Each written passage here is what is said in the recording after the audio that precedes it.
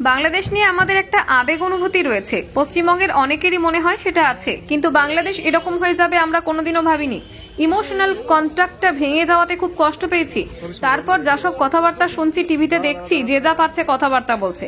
আমি একটা কথাই বলবো, ভারতকে আন্ডার এস্টিমেট করবেন না। Don't under estimate India. বাংলাদেশকে দেখে আমাদের শিখতে হবে, স্পেশালি বাংলাকে। যদি আমরা সবাই মিলে একত্রিত হয়ে না লড়ি, তাহলে আমাদের ভবিষ্যৎ অন্ধকারে নিশ্চিত। জঙ্গি ধরা পড়া প্রসঙ্গে এগুলো অনেক আগে থেকেই শুরু হয়েছে। শুধু আমাদের খারাপ লাগে, আমাদের পশ্চিমবঙ্গ ইতিমধ্যে নিচের দিকে নামছে। এগুলোর জন্য প্রশাসনিক দায়ী। জঙ্গি ধরা পড়েছে, এটা ভালো খবর। সদস্য সংগ্রহ লক্ষ্যমাত্রা অনেক কম। পান্ডুয়ায় এসে ক্ষুব্ধ মিঠুন জানিয়ে দিলেন, নিজেদের দ্বন্দ্বের ফলেই লকেটকে হারতে হয়েছে।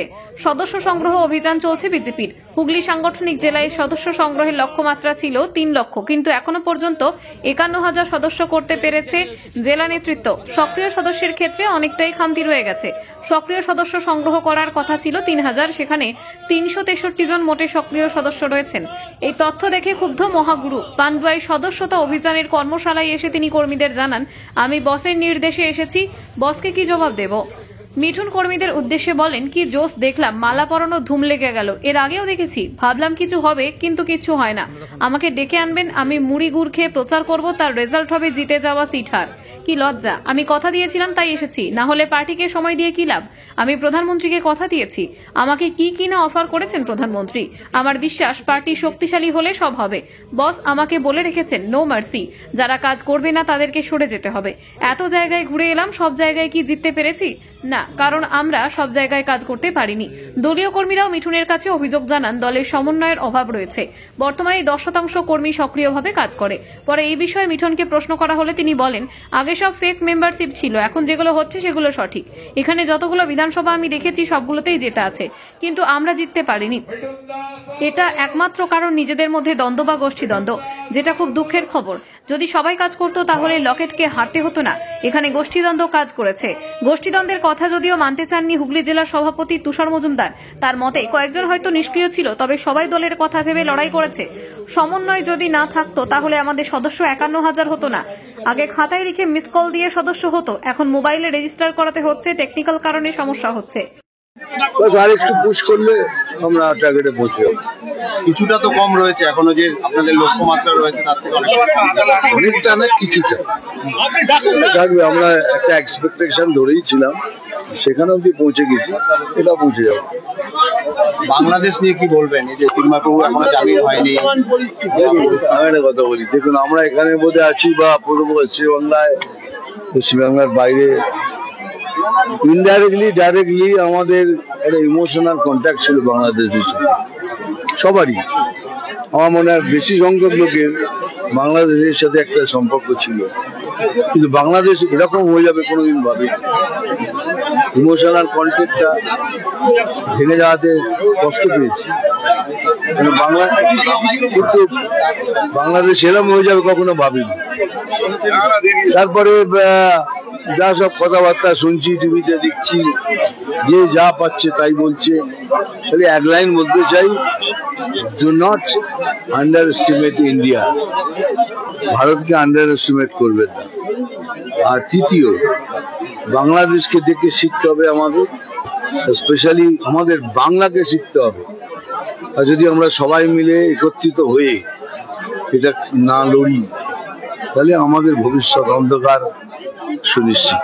দ্বিতীয় ঘটনা, একদিকে আজকে দিল্লিতে কয়েকজন আফগান নাগরিক ধরা পড়েছেন, তাদের দেখা গেছে মালবাজার বিধানসভার ডকুমেন্টস, আইডেন্টিটি কার্ড আছে।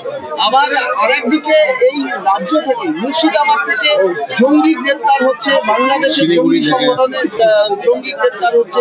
শহর কলকাতা থেকে গতকালকে আর্মস সহ বেশ কয়েকজন অ্যারেস্ট হচ্ছে। রাজ্যটা কি ভুয়ো পরিচয়পত্র? এটা তো হয়েই গেছে, এটার জন্য জবাব দেওয়ার কোনো প্রশ্ন রাখে না। Paschimbangla already in the down hill. এখন খালি আমাদের বাঁচতে হলে আমাদের সবাইকে একটা হতে হবে। এর জন্য কি প্রশাসন বা রাজ্য সরকার অ্যাডমিনিস্ট্রেশন দায়ী? ভুয়ো জিনিসের জন্য তাহলে কে দায়ী? আমি তো আর পারবো না সেই ভুয়ো জিনিসটা।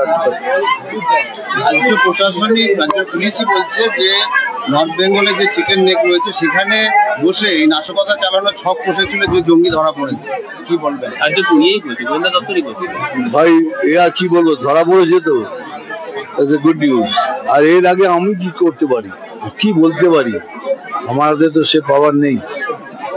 দাদা, আপনার কাছে অনেকে অভিযোগ করলেন এই সদস্য সংখ্যা অধিকার নিয়ে, আপনিও প্রশ্ন করেছিলেন এবং অনেকে অভিযোগ করলেন সদস্য সংখ্যা ঠিকভাবে হচ্ছে। যে নিশ্চয়ই অনেকের মধ্যে এইসব আছে, চিন্তাধারা আছে, যে চিন্তাধারাটাকে যারা সত্যি করে চিন্তাধারা করছে তারা এমনি রাজনৈতিক কাল চলে যাবে, বেরিয়ে যাবে, কিন্তু যারা খালি ভাবে এরকম হচ্ছে তারা ঠিক হয়ে যাবে।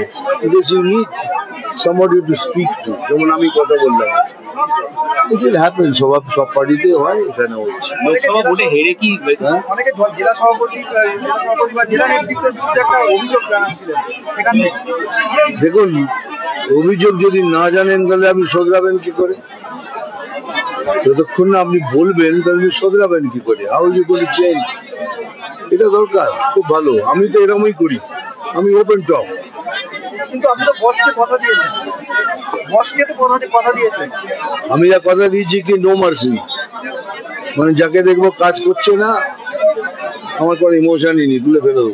এই 3 লাখে মাত্র 51,000, না ওটা ওইভাবে ধরলে পারবেন না, ওটা আমাদের এটা কি জেনুইন মেম্বারশিপ, আগে সব ফেক মেম্বারশিপ হতো।